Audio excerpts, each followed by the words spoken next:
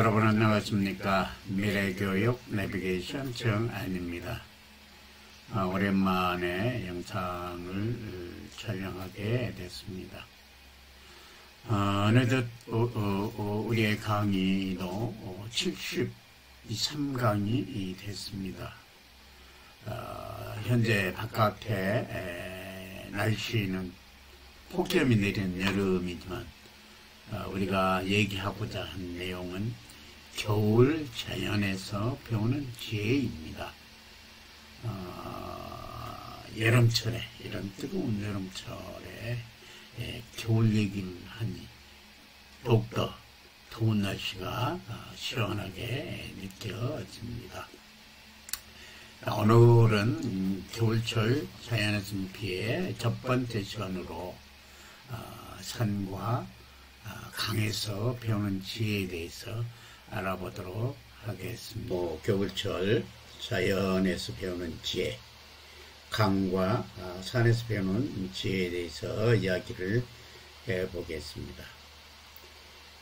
강원도 산골짜기의 얼음장 밑에서 흐르기 시작한 물이 정장 500km 이상의 여행을 마치고 최종 목적지인 서해바다를 향해 한강 하류에 다다랐습니다. 긴 여정을 마친 물이 많은 사연을 남기고 조용히 여행을 정리하고 있습니다. 마을 옆을 흐르는 겨울은 물만이 아니고 물이 비표면을 깎을 때 떨어져 나온 모난 돌들과 함께 흘러내려갑니다. 물이 모이고 모여 서서히 강의 모습을 띱니다. 강물이 흐를 때 무거운 자갈은 바닥에 구르면서 따라다니고 모래처럼 중간 정도 무거운 것은 땀에 튀기면서 진흙 알갱이처럼 가벼운 것들은 물 위에 떠다닙니다. 강 중류에서는 이와 같은 각종 운반작용이 이루어지고 있습니다. 상류를 타고 내려온 강물이 잔잔하게 흐르는 강의 중류 지역에 오면 모래와 흙을 운반하여 놓습니다. 흙과 모래로 인한 자연 정수 능력으로 강물이 깨끗하게 유지되기도 합니다. 하류를 내려오면서 물의 속도를 줄어들면서 물은 자갈, 모래, 진흙에 순서로 내려놓아 바닥에 쌓이는 퇴적 활동이 이루어집니다. 강물의 이와 같은 모습에서 우리는 많은 것을 배울 수가 있습니다. 여기에서는 두 가지만 얘기하도록 해보겠습니다. 첫 번째는 시기와 위치에 따라 필요한 활동을 한다는 점입니다. 중상류에서는 자갈, 모래, 그리고 진흙 등의 다양한 것들을 운반하는 것은 우리 인생으로 볼 때는 청소년기로 물불을 가리지 않고 자신의 성장을 위해 피땀을 흘리는 것과 같습니다. 한참 땀을 흘리면서 일하는 뜨거운 여름에는 부지런히 움직이면서 자신이 필요한 것을 운반하면서 많은 것을 자기 것으로 만들어야 하는 시기입니다. 다양한 지식과 경험을 쌓는 시기로 힘들지만 땀 흘리는 만큼 풍성한 결실을 거둘 수가 있는 것입니다. 강하류에 이르면 무거운 짐을 내리면서 그간 가지고 내려온 각종 자갈, 모래, 그리고 흙을 구분하여 자복자복 쌓습니다. 우리도 그간 쌓았던 지식과 경험을 가공하고 결합하여 삶의 지혜와 공동체의 발전에 이바지하는 힘을 길러야 할 것입니다. 그간의 빗땀의 결실을 보고 있는 것입니다. 강물은 소리 없이 바다와 만나면서 행복감을 느끼고 더욱 편안함을 느낀 것들. 우리의 인생도 마찬가지입니다. 둘째는 겉은 잔잔해 보이지만 강의 너비와 깊이만큼이나 넓고 깊은 마음을 물은 가지고 있습니다. 그리고 좀처럼 자신의 진심을 드러내지 않습니다. 수많은 난관과 고비를 겪으면서 수천리를 흘러 이곳까지 온 강물은 이제 더 이상 흐르지 않고 편안한 마음으로 자신이 해야 할 일이 무엇인가를 성찰합니다. 겉으로는 잔잔하지만 물밑에서는 요동치면서 움직이고 있습니다. 우리도 힘들게 자신의 목표를 달성하고 원하는 곳까지 왔습니다. 여기에서 우리는 무엇을 해야 할까요? 우리가 여기까지 오게 된 동기를 되새기면서 그것을 실현하는 행복하고 가치 있는 삶을 위한 시간을 가져야 할 것입니다. 즉, 주변과 공동체의 발전에 이바지하고 내가 가지고 있는 것을 기꺼이 나눌 줄 알아야 합니다. 하지만 강물이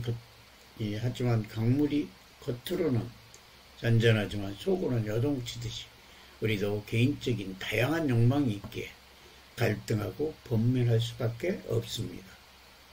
그러나 우리는 그런 마음을 드러내지 않고 억제하면서 궁극적인 목표에는 가치 있는 인생의 마무리에 초점을 맞춰야 할 것입니다.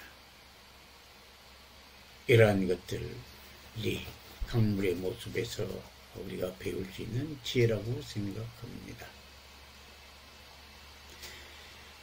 다음으로는 산에서 배울 수 있는 지혜에 대해서 세 가지로 얘기를 해보겠습니다. 우리는 계절마다 여러 가지 다른 모습을 보이는 산을 보면서 많은 것을 느낄 수 있고 거기에서 지혜를 끌어낼 수가 있습니다. 특히 겨울산은 우리에게 많은 의미를 부여해주고 있습니다. 첫째, 산은 자연의 변화에 결코 저항하거나 반항하지 않고 그 변화를 자기 것으로 받아들입니다. 봄에 파릇파릇한 잎과 줄기가 희망을 보여주고 여름에는 힘찬 성장을 마음껏 보여줍니다. 이제 가을이 되어 잎의 역할을 끝내야 하는 운명을 긍정적으로 받아들이면서 자신이 가지고 있는 아름다움을 단풍이라는 모습으로 그 절정적인 모습을 보여줍니다.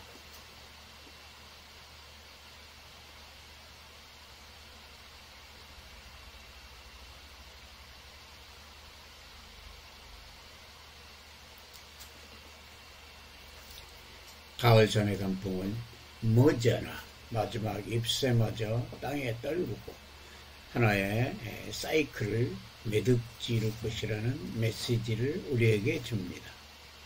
그래서 가을산은 인생을 생각하게 합니다. 드디어 미련 없이 역할을 다한 잎을 떨치면서 개인 생존을 선택하는 것입니다. 두 번째로는 산은 모든 자연이 각자의 역할을 하면서 조화를 이루어 멋진 광경을 연출한다는 점입니다. 땀을 흠뻑 흘리면서 산에 오를 때 숲을 자세히 살펴보면 평소에 우리가 잘 보지 못한 것들이 보이기 시작합니다. 키 큰 나무, 키 작은 나무, 야생꽃, 풀들, 이름 모른 주목들이 한데 어울려 숲을 이루고 있습니다. 어느 것 하나 혼자서는 숲을 이루기 어렵지만 크든 작든 서로 어울려 나름의 역할을 하고 있습니다. 이러한 주목들이 산을 휘감아 멋진 숲을 만들 수 있는 것입니다. 다시 말해서 각양각색의 사람들이 모여 서로 다름을 인정하고 존중해주며 조화를 이룰 때 아름다운 숲과 같은 살기 좋은 세상이 온다는 것을 알 수 있습니다. 그리고 우리는 이러한 것을 자연으로부터 배울 줄 알아야 할 것입니다. 마지막 세 번째는 산은 직접 온몸으로 느끼게 하여 우리에게 지혜를 줍니다. 낮은 산도 급히 가면 힘들고 높은 산도 포기하지 않고 꾸준히 가면 반드시 정상에 이른다는 것입니다. 마찬가지로 우리 인생에 있어서도 작은 목표를 할지라도 급히 가려고 하면 힘들고 아무리 큰 목표도 차근차근 욕심내지 않고 실행에 옮기면 결국 성취하게 되는 것입니다. 제가 현직에 있을 때 정규생을 대상으로 매년 지리산 종주체험을 실시했습니다. 이러한 극기체험 활동을 하게 된 목적을 살펴보자면 먼저 자신의 목표와 뭔지를 명확히 하고 그에 따른 구체적인 계획을 수립하게 하는 겁니다. 다음으로는 조원들과 함께 협력하여 단계별로 실행에 옮겨 달성하게 하는 것입니다. 마지막으로는 산행 도중에 힘든 고비를 참고 견디며 최종 목표인 천왕봉 정상에 올랐다는 성취감을 맛보게 하는 것입니다. 이러한 극기활동을 통해 학생들은 자신의 꿈도 구체적이고 생생하게 이미지화하며 작은 목표로 잘게 쪼개 실행에 옮기고 포기하지 않으면 언젠가는 꿈을 이루어진다는 신령을 가지게 만들어 주었던 것입니다. 자신이 몸으로 익힌 것은 절대 잊혀지지 않게 산에 가서 본인이 깨달은 것을 삶의 지혜로 활용할 수 있습니다.